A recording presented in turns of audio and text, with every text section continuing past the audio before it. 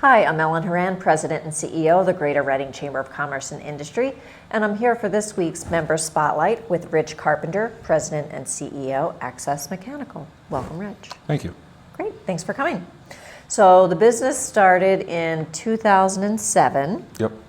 And what made you decide to go into business at that time? We started planning the business in 2007, and then everything happened in 2008. Yeah, so good, it was good kinda, planning. Yeah, it worked out real well. So it was about actually, so we were up and running was in June of 2008.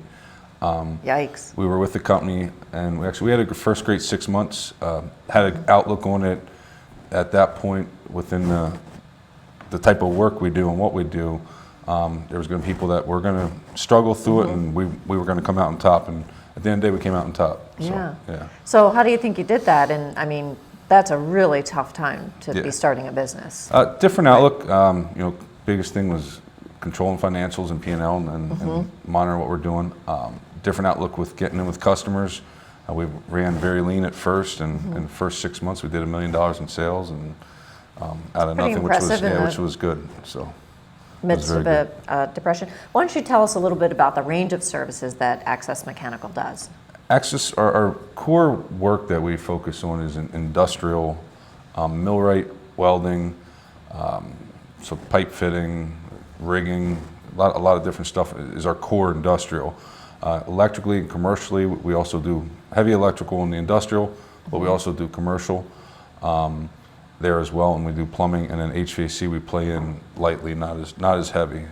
A lot of our core customers are larger industrial facilities. We don't do any residential. As a company, we started out doing residential. Tough market for us to get into. The residential end, we had to carry more inventory, have more things readily available, where with what we deal with now, it's not as much that our vendors carry the inventory, and we can still make things happen quickly, but it more comes from their end. Right.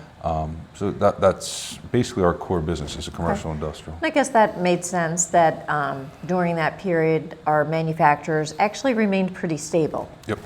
The last recession was not a manufacturing recession, it was more of a housing oriented recession. So was that great insight on your part to do the industrial angle versus the residential, or a lucky guess? Yeah. No, the core, that's where we came from. That's what we wanted to start with, and that's what we did. One of the things we've seen that happen, though, is in the manufacturing, and guys who used to do PMs every 5 months on a piece of machinery now took it and are doing them once a year or doing them once every 2 years. So and some of their capital got cut back a little bit and focused, but we were still able to get in there with some key customers and give good service and get more referrals, and really helped us grow. Great. So. Well, you're doing something right, because you have how many employees now? Right now we're running about 50 guys in the field. Okay. We got 13 people in the office. Okay. We bring in a bunch of we work with other companies in the area where we sub in a lot of their guys when we need extra manpower and labor. There was a point where we had 125 guys working directly under us on a couple different jobs that we got into. So it's our manpower fluctuates a lot, but we run about 50. So. Okay, good. Right now, one of the toughest things that we hear from a lot of our members, particularly that use employees with good, strong technical skills, is finding good employees with good, strong technical skills. Yep. So what are some of your strategies there in attracting and retaining? You can't find that skill, but what we've been able to do and where we've been lucky is we have a good core of guys that have been in the trade for a while, and they're very good at working with the younger guys we get on board and get them, train them internally and bring them up through. So a lot of stuff, a lot of times we even get welders that come from, right out of welding school, but the type of welding we do is more specialty pipe welding. And they don't have the hours and technique in that, where it still takes a year, 2 years for them to get their skill up and running. So that's really what happens is we've grown. We've had some guys that have been a huge part of that to help us get to the next level. Now, what base skills would they need to bring to the table for you to be able to bring them on to mentor them? Work ethic's the biggest skill. Yeah, we struggle with that. Sometimes we get. It's funny. Some of our better people, honestly, could come out of the restaurant industry because they're used to the fast pace, working hard, and bring them into what we do, and they have that still same mindset of I got to hustle to do this, I got to make this happen, customer satisfaction. So we look at that differently too. You know, I don't necessarily always need a guy that has 20 years experience. Sometimes he's my biggest problem. Right. So Now, have you gone the route of formal apprentice programs? we actually are, it's funny you say that, we're right now in the middle of our company, Axcess, and my partner have recently, he's no longer a partner within the organization. We started a new company called DAC Electrical and Mechanical, Okay. where that company is going to be a union company. So we're going to be working with the local IBU, 743 actually there, and we're creating a electrical division within a new company as well. Okay.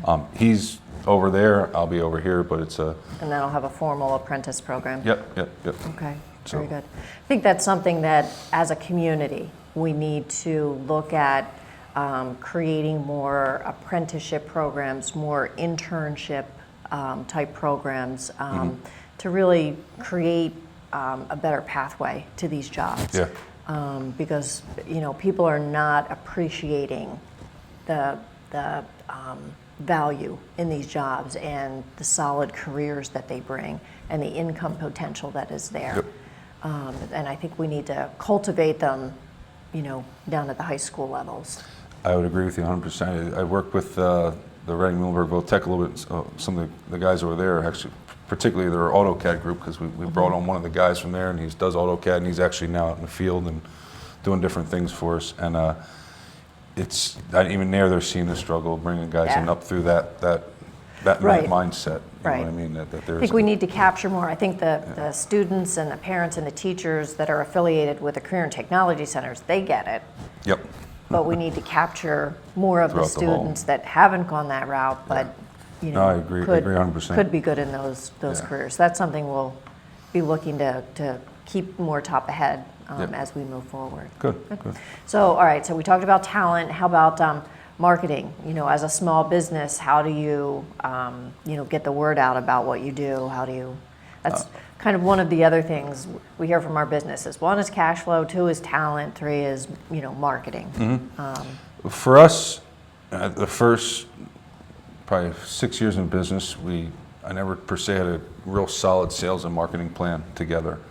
And for us, it was about the work we did, the quality of the work we did, and some of the jobs that we were able to excel at, that our name got out there. We would work for a facility locally, Materion, for example, and we did a job there. From there, they had a project going on in Ohio, and they needed something done, and they seen the things we could do there, so we got an opportunity to go out to Ohio to do a job. We have same plant, had an engineer we worked with. We got an opportunity from that engineer to work at another company in New Jersey. So a lot for us was performance based at first. The past 2 years now, I brought on a sales and marketing, and his name's Jim, and he's taken it to a whole new level for us. We've never honestly, we're worked with the chamber real closely early on, and we've seen over $500,000 in sales come through the network and the events that he's worked, which is a very good thing. Yeah, So good.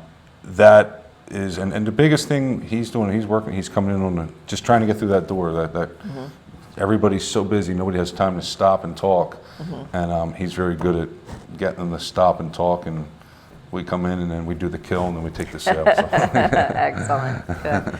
Well, we do have a lot of aspiring and early stage businesses. So, you know, a company like yours that's able to do well in a relatively short period of time. I'm sure it hasn't felt so short to you, but not the long nights. yeah. So thank you very much for sharing your story, and thank you also for being a member of the chamber. Yep. Thank you.